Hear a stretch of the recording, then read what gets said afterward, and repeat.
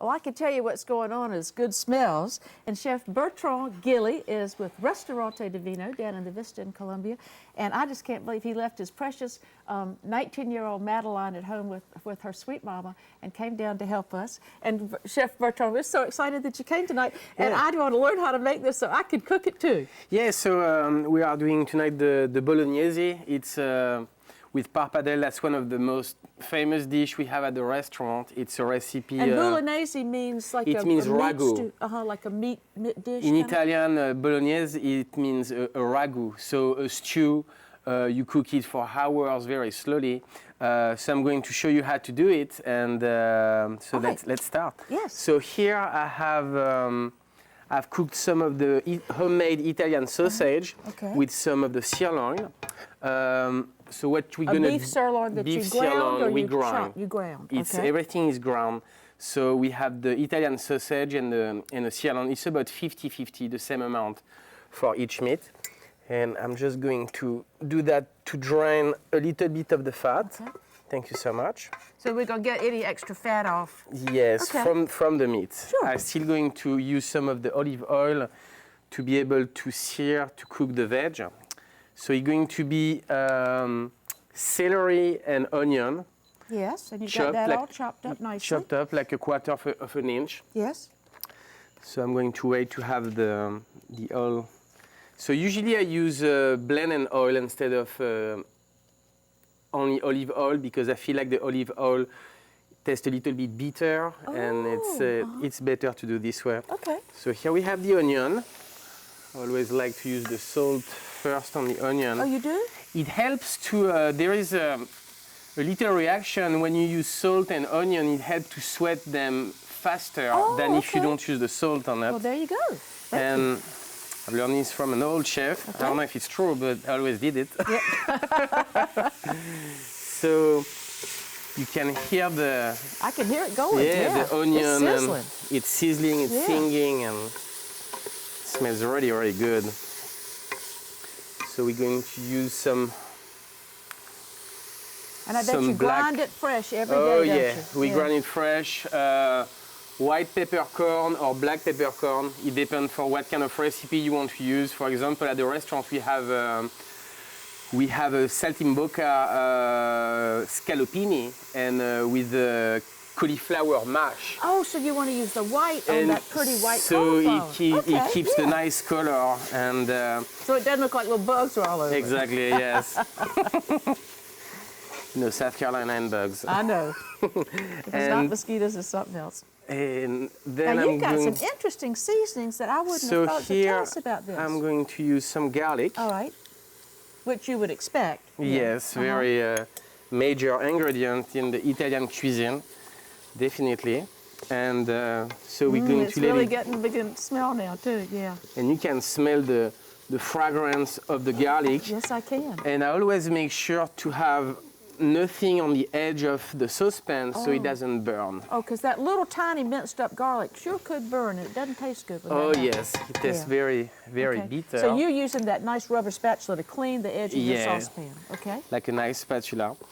Then what we're going to do is I'm going to just add a little bit of red wine just to accelerate the process. Okay. And do you use like a full-bodied wine usually? I use a full-body wine. We use Chianti at the restaurant. Oh, okay. Well, it's Italian. Yeah, it's Italian wine. So what is interesting with this recipe is you're going to cook with beef stock and red wine. And then I'm going to add some spices, like I said, some cinnamon and nutmeg. I never would have thought of cinnamon and nutmeg. And it's... But you said that's traditional. It's traditional in the Italian cuisine, the northern, the Piedmont cooking, definitely. So here I'm going to add back the meat to the pot. I'm going to stir everything all together. And of course, this is going to cook for about like 2 or 3 hours, very, very, very slowly. Now, when do you put those unusual different spices in? Do you wait till later on in the process? No, I'm going to add them in a few seconds to it. Right. So we go ahead and put those in. So I'm going to add, so here is some tomato paste. So it's going to help to give a nice That body and concentrated nice tomato flavor. nice tomato flavor. Okay. Definitely. And it's going to be also a thickener to the sauce. It's to not really on the coat recipe. those noodles just right. Yeah. It's not on the recipe, but sometimes you can also add a little bit of like a tablespoon of flour in the recipe we will have online. Okay. But tonight we're just going to do it like this. I wish y'all could smell because it really does smell good. So here we have the interesting part, It is. the cinnamon, Cinnamon. and here we have the nutmeg. Well, this is really going to be very aromatic. Oh, extremely aromatic. I and mean, round tasting. with these. very, very round. interesting, Yeah, definitely. yeah. Oh gosh, now it really smells And you wonderful. can smell it. I mean, it Oh, smells like Christmas morning.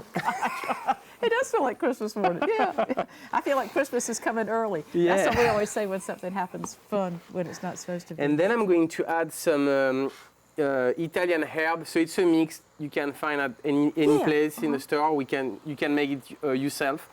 So rosemary, thyme, and oregano. So we're going to add some of this, and I can't believe I'm organized like that. You're pretty with it tonight. And okay. I feel like those plates are coming right out of the kitchen.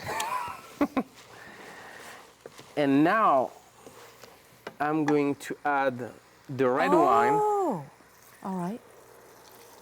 So this is when you're really going to get that Yeah. amount that's going to simmer, simmer, simmer. You're going to simmer, simmer, simmer slowly. Some beef stock we use. My goodness. Yeah, I know it's amazing because it's Because when I see what you got over there as the finished product, it really cooked down, it's really didn't it? cooked down, and you have all of this concentration of flavor. It's really amazing, and it smells good in the kitchen. It smells good in the house. I mean, it's. Now, how long will you let it simmer? So you have to, I would say, for about an hour and 30 minutes, All right. and With the top off? with the top off, definitely. And but you should always take a look on it, and you want to cook it until the liquid is evaporated, All right, okay. and you can. Now, can I, mean, move this out of the Oh way yes, now? Okay. thank you. So here on the left we have the.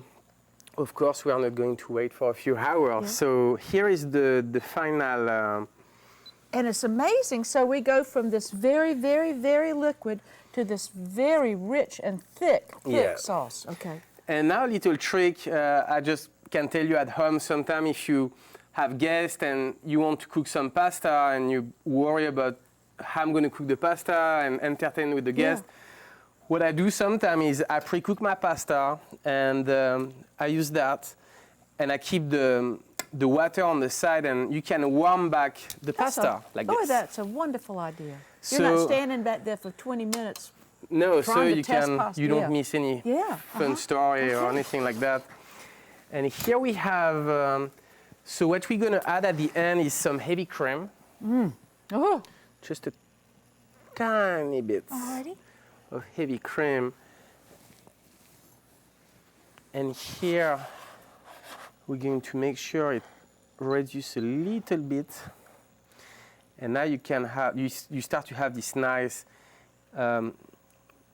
Nice Bolognese with a little bit of cream. It's very rich, and you can still smell the fragrance. So And just gonna heat that's it a up, wonderful get it dish. Like just- you yeah. can. So what is good with this recipe? You can do it on the weekend and use it during the week. You can make like fresh polenta or grits. Yes. And you can add the Bolognese on the top, or you can also. Do a lasagna. You can do all kind of stuff with the Yeah, with once the, you with got the it in the ragu. refrigerator, yes. And here we have the pasta. Alrighty.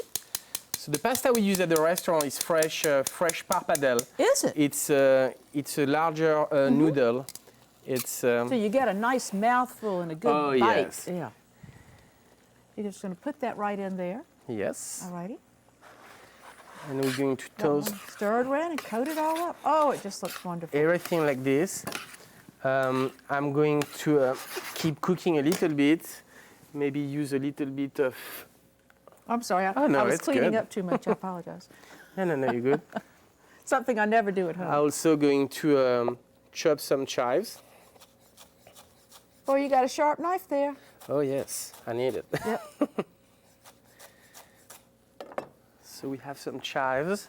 You know, and that little bit of absolute freshness is going to be such a tremendous contrast Yeah. with the concentrated flavors, isn't it? And chives has this nice, nice flavor. I would say it's the little sister of the leek. Yeah.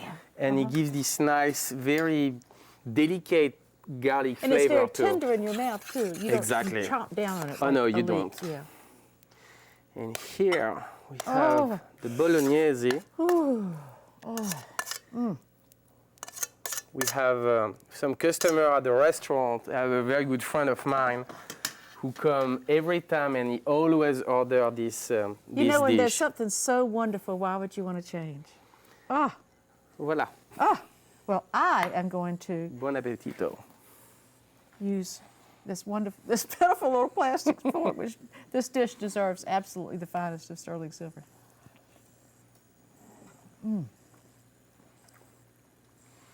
Feel the richness and the spice in the back. I just go, every part of my mouth is getting some kind of wonderful, wonderful flavor and taste. Thank you very much. Chef Bertand Gilli, this is such a treat. I don't know that we've ever had something as delicious come off the stove right here in Sumter, South Carolina. We thank you for coming. Thank you so much, and thank you for having me. Yes.